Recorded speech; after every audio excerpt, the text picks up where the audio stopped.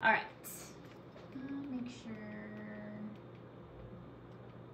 Yes, this is where we left off. So this is where we're starting. Okay. So developmental aspects of the nervous system. So when the nervous system is developing, it develops. We talked before about how the muscles develop, and it's kind of like there starts off as three tissues: the ectoderm, the mesoderm, and the endoderm. And then they kind of do this rolling kind of folding thing. Well, the nervous system is part of that too. It's the nervous system especially, it's very vital in development. It forms during the first month, and not even just the first month, during the first few days.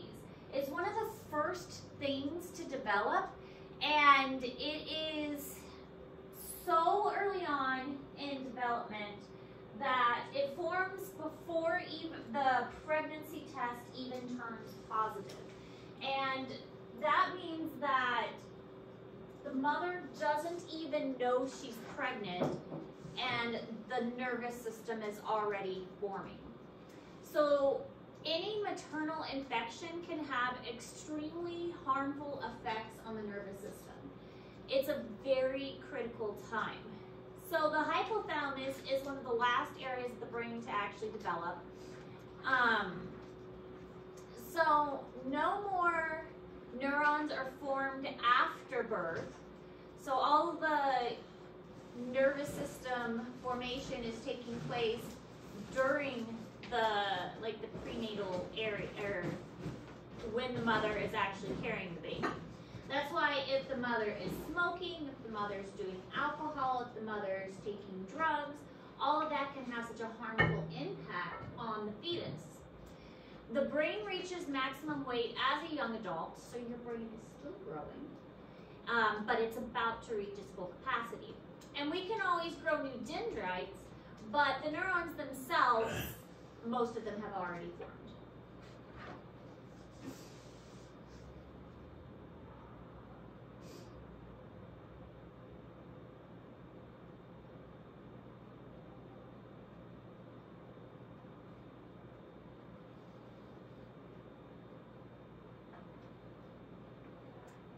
So the central nervous system, which again, brain and spinal cord, developed from the embryonic neural tube.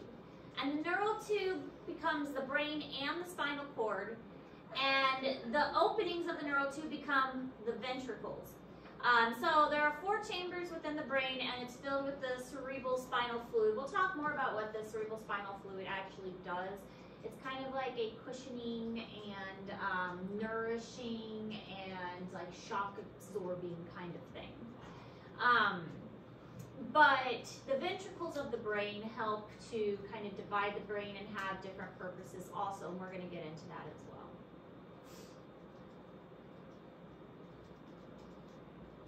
But neural tube formation, this is one of the things that takes place really, really early on.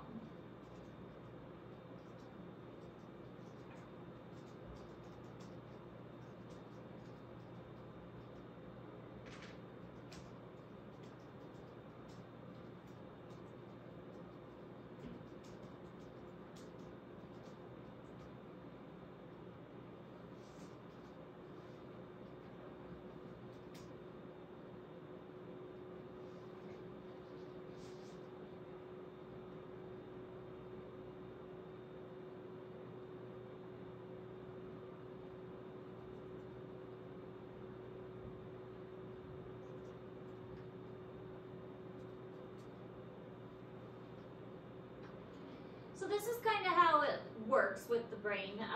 The tube kind of folds over and elongates, and you can see that this almost looks like the cerebral hemispheres, and this is the brain stem forming, and this is like the middle brain here.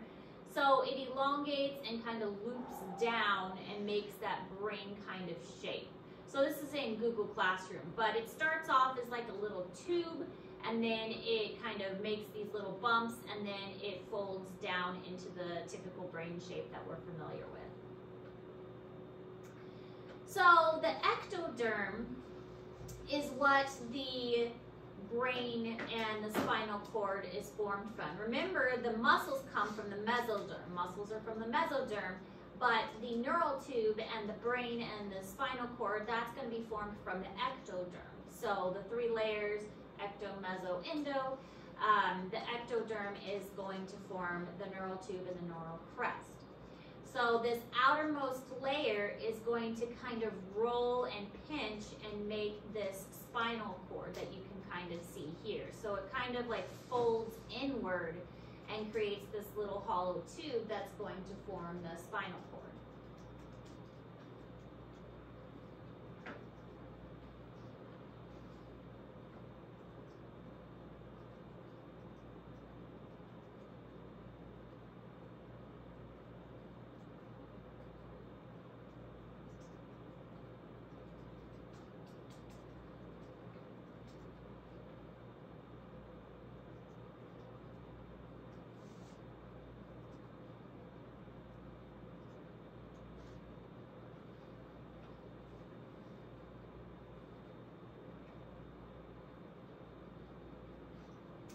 So here we can see how it kind of works again, the neural tube formation. This is also in Google Classroom. This is the initial what it looks like, and then we have this kind of indentation that forms here, and then these two sides kind of go up and join together, making the tube in the center. So it's kind of, you have this hollow part that forms, these two sides are going to roll and join, making this hollow portion in the center that's going to become the spine. And these two sides are going to meet over the top, forming the tube in the middle. And this is what it looks like as it joins, and it's kind of like zips up through the center as it rolls and makes that tube. Now see, the problem with this is all of this is happening during that first very, very beginning of pregnancy, again, when the mother doesn't even know that she's pregnant. So if the mother is not getting enough nutrients, specifically something called folic acid, if the mother doesn't have enough folic acid in her diet and in her body in general, then spina bifida is a very, very common issue. This is when that tube doesn't seal shut completely and a little bit of an opening is left. And that means that the neural tube has a little bit of a gap left. And so this is unfortunately a common enough problem that I personally know two people that have experienced this. I had a friend who had a pregnancy that resulted in a condition like this because she was pregnant and she didn't have enough folic acid, and her baby actually didn't survive because it wasn't spina bifida, but it was a brain abnormality. The brain was too small. It was called aneuploidy. But I also knew a child that used to come to zoo camp that had spina bifida. So that was, and we'll look at a picture in a moment, where the spine at the base of the spine didn't seal, and so basically you have like a little sac at the base of the spine where the spine protrudes outward because it doesn't seal all the way and there's a little gap. And this all happens so early on that, again, the mother doesn't even know she's pregnant. And so it's a condition that is just very hard to avoid. If it's not caught, then during delivery, this sac of basically spine tissue can be damaged. So it has to be caught by ultrasound, and that way the baby can be delivered by C-section so that the spine isn't damaged during delivery, because if the baby is born vaginally, then it can be damaged during delivery.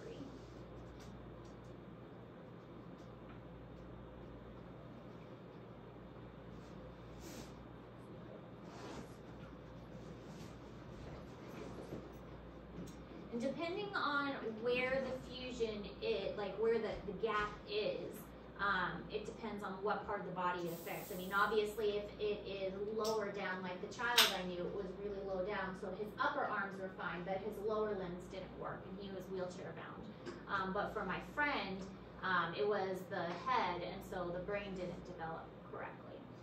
So here's an example. So in this case, the neural tube left a gap here and it didn't seal here. So this is where the spine wouldn't develop. And you can see that it leaves like almost a little pocket, and then the spine will push out into this pocket, and this can rupture because there's no bone here. It's basically just like a little pocket of like a little bubble or a little balloon, and it's very easily damaged. So like the littlest pressure can damage the nerves there.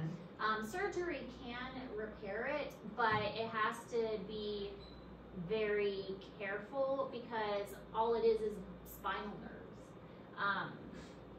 And anything below that, usually the lower extremities, sometimes like the bladder, the digestive tract can be damaged because of that. A lot of times the individual will be wheelchair bound or have difficulty with any of the lower extremities. So primary and secondary vesicles, these I didn't put in red because that's more of an anatomy thing, but I did just want to mention them because they are important for development. The primary vesicles and the secondary vesicles, these are all parts of the brain that will develop with the, when you look at these are like the somites, the little bumps here. So they're going to develop with this area as the neural tube seals. So all of these somites are going to turn into different parts of the spinal cord, and these are like the vesicles that are going to turn into the primary and secondary. But I didn't put these in red because you don't have to write these down. We are going to talk about the diencephalon especially, and because that is an important part of the brain, which is part of the secondary vesicle, but you don't have to remember these.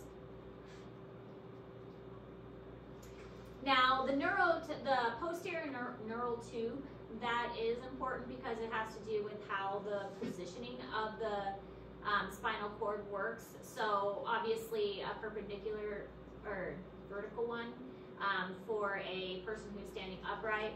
It is going to be different for animals that are bipedal, or bipedal is us, versus four-legged. So it's going to be long and straight and a hollow space going down the center for us. And the dorsal hollow nerve tube, this is basically a notochord, which is what all vertebrates have, is a notochord. And the neuroaxis is what this is called as well. And a cephalic means head. So this is the head curvature is what it's referring to. Curve between the brainstem and the forebrain. So that's referring to the curve area that we have to have in order to be standing upright.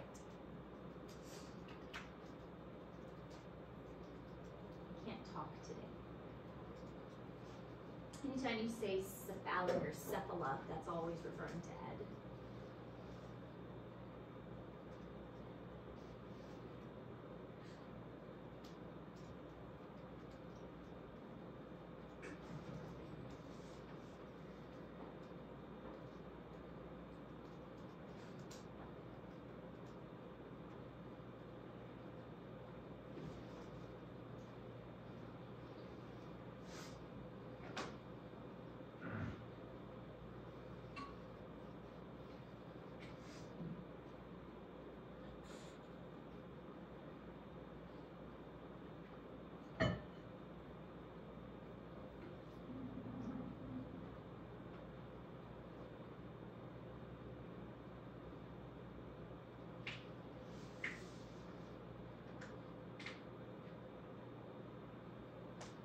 Alright, so this is the part where we cross into anatomy a little bit, but because the brain is such an important part of the nervous system, this is one of those areas where we kind of have to cross over a little bit.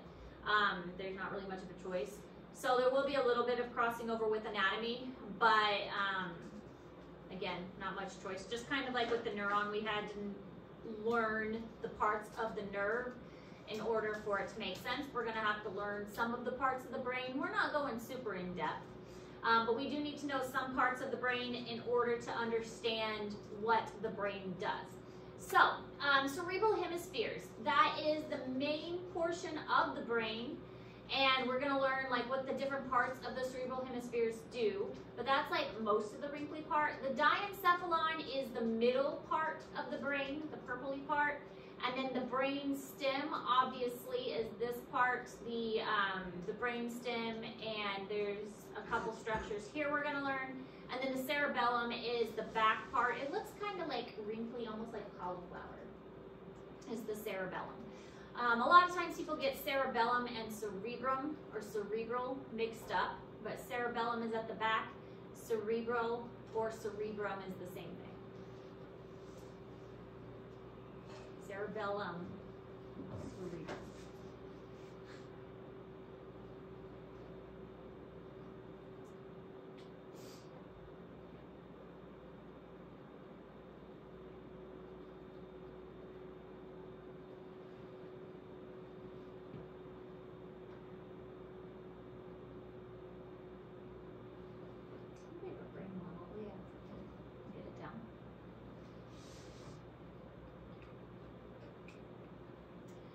So the cerebrum is paired. We have a right and a left half, and it's the topmost part of the brain.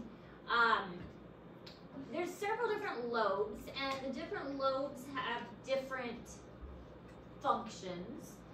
The middle part, which we'll learn, is mostly going to be for like motor movement. The frontal part of the brain is more for like memory and personality, those kinds of things. Temporal is mostly for auditory because that's kind of where the ear is. And ironically, the back of the brain, the occipital lobe, is actually for vision. You would think that vision would be at the front because that's where your eyes are, but that's not true. The back of the brain is where the vision is. Vision actually travels all the way to the back of the brain.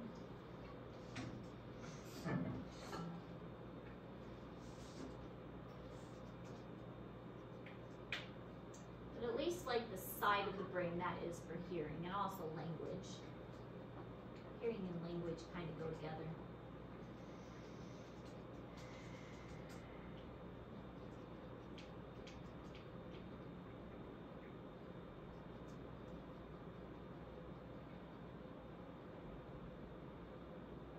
Have you guys ever taken a test to find out if you're right brain or left brain?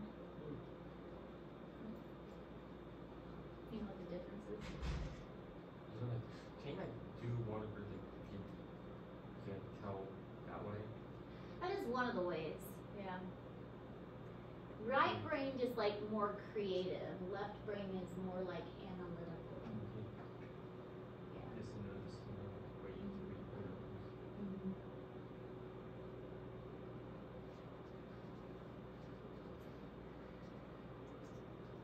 So, somatosensory, soma means body, sensory means senses.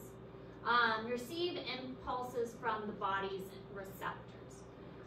So your cerebrum is the main area for that. It's going to get impulses from the body and kind of process those.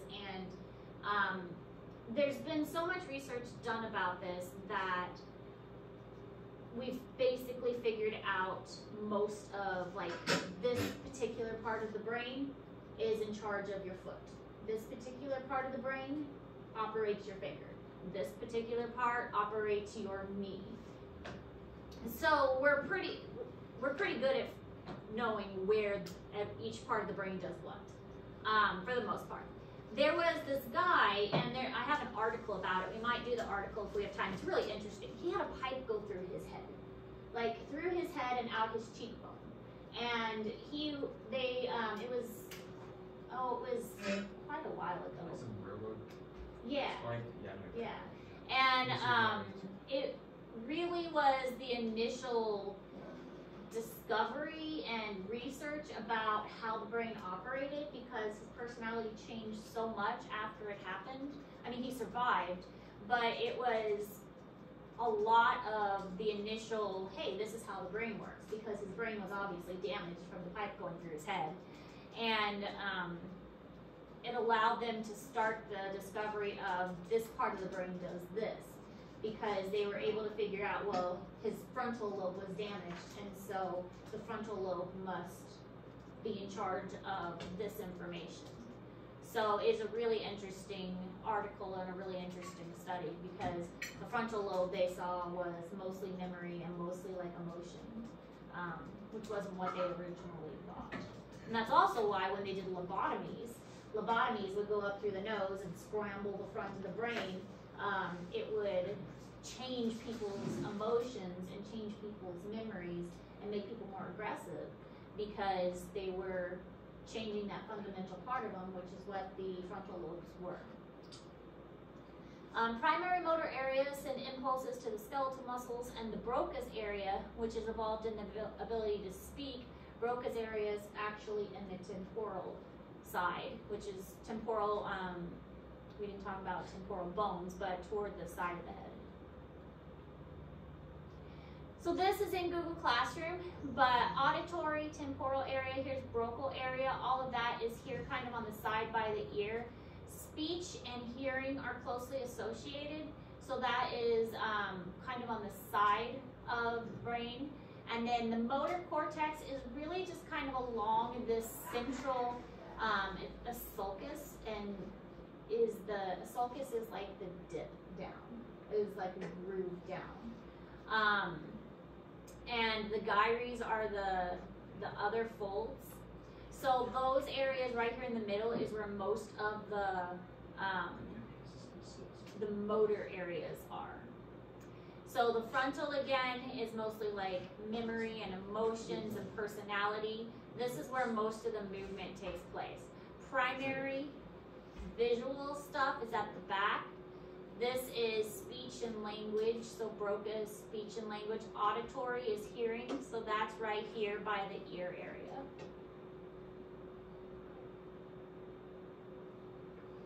Gustatory is taste, and visual, of course, is at the back, and auditory and olfactory is smell. And then these are all the special senses that are also involved with the cerebral hemispheres. Interpretation areas, because we do interpret, there's a speech language area, language comprehension, and then just general interpretation. All of this is also part of what the cerebral hemispheres do. Interpreting things.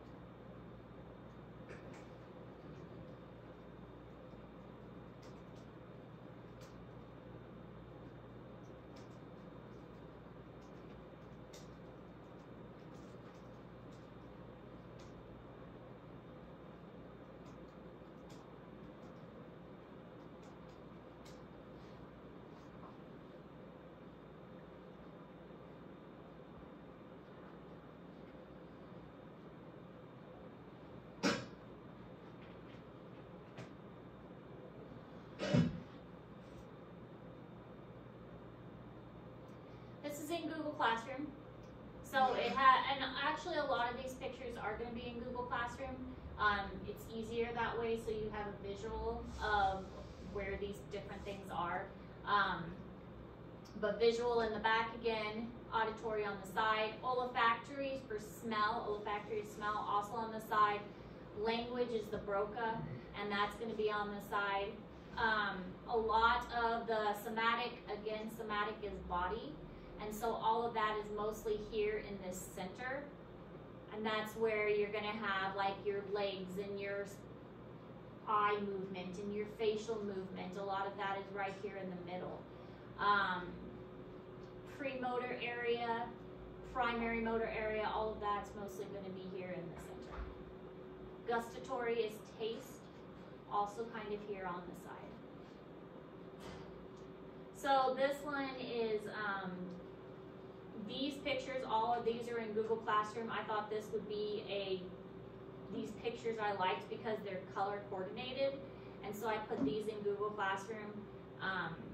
It tells the lobe and it tells according to color where they're located. And so I thought it was a really good descriptor. So the frontal lobe, these are all of the things that the frontal lobe does. So the frontal lobe is this blue one. And the frontal lobe is responsible for planning, problem solving, motivation, judgment, decision making, impulse control, social behavior, personality, memory, learning, reward, and attention. So the frontal lobe basically makes you you. It's in charge of your behavior. It helps you like regulate yourself. So you can see like if that was damaged with, like I said, like with a lobotomy, like that's how they used to do back in olden times. If that was damaged, then that would drastically change a person's whole personality. And that's why when people got lobotomies, they didn't get the results that they wanted. It would change the person completely because it would change who the person fundamentally was. Because your frontal lobe is what makes the person who they are. And so also within these lobes, the red is the primary motor cortex, and that one we're going to divide up even more because there's another picture coming up that, here, this one, shows like more detail of what each area does. But then we have the premotor, which is like planning and coordination of movement, and that's this kind of purpley area here. So this one, it's like, okay, I am going to plan this out and I am going to prepare to do that. So that's what it means by like premotor. It's like I am anticipating doing that. And that's what this purple area here is doing. Eye field, voluntary rapid eye movement. This is like kind of dreaming when your eye is moving, moving your eye back and forth. You're voluntarily deciding where your eye is going to go. That's this green area. Executive function, behavior, personality, that's all the blue, the dark blue here. Muscles for speech and production of speech, that's this area kind of in the temporal, that's the Broca's area I was talking about before. So again, I like these pictures and that's why I put it in there because everything's color coordinated really well. This one's kind of fun just because the pictures are very distorted, but it's also showing the brain and how each side, and again, it's very, very detailed because it has, scientists have pretty much discovered what part of the brain controls what, and this is this middle part.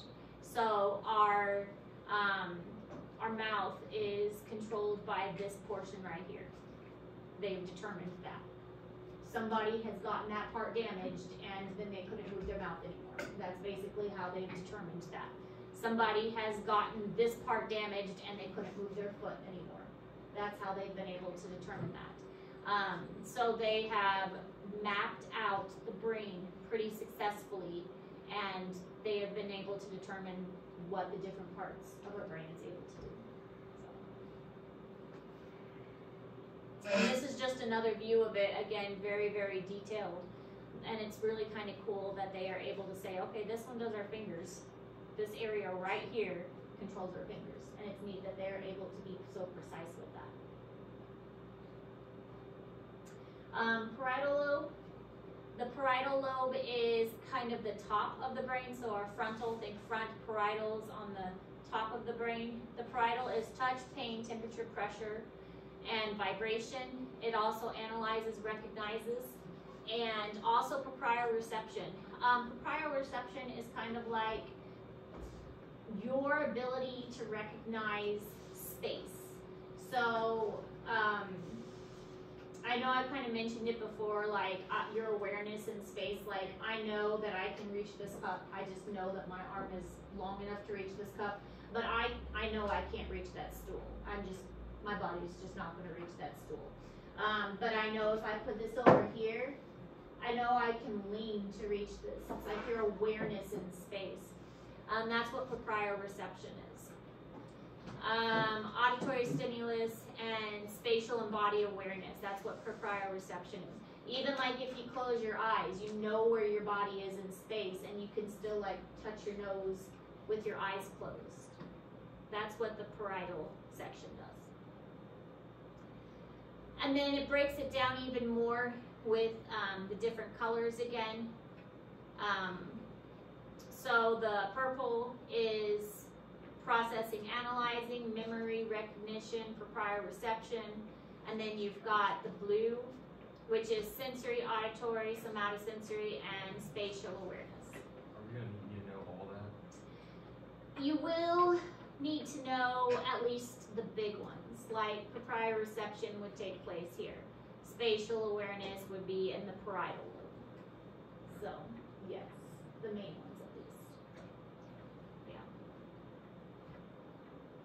I mean, touch and pain would be in the parietal lobe. So, what is the main responsibilities of the frontal lobe? Personality, memory, judgment, that kind of thing. So. Which is why I gave it to you in Google Classroom instead of making you write it all down. Occipital, the main purpose of the occipital lobe, vision. That one's pretty much vision. That's basically what the occipital lobe does, is vision.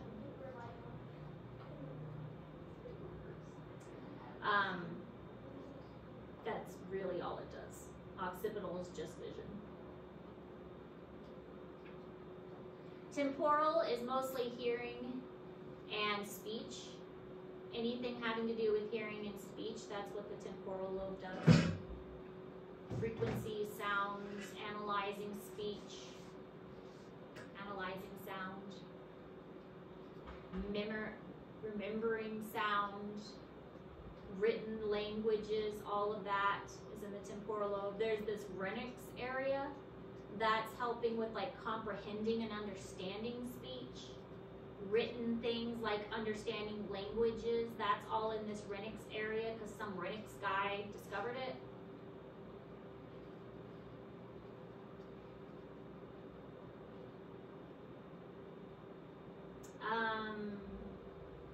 Then you have some deeper layers.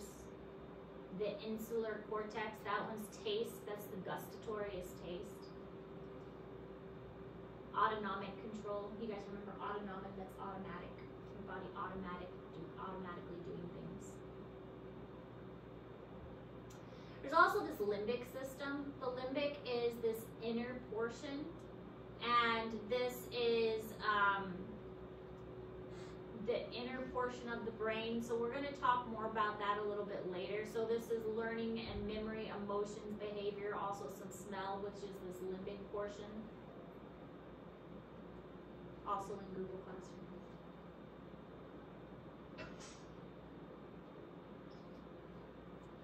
This is a really cool, I thought it was a really neat like memory mnemonic device. Frontal, think front motor, motor and executive functions. Parietal, proprioception, pressure, pain, position.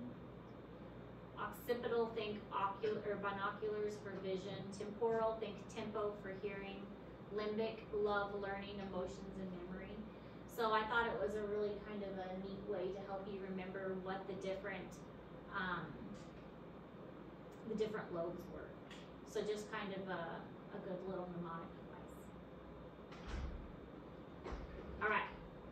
So quick rundown of what they are, but all of the pictures are in Google Classroom to help you out, to help you remember them. So you do have, there's a little bit of time left in class for you to work on your ruler lab, reflex lab. So you can have the rest of the time to work on that.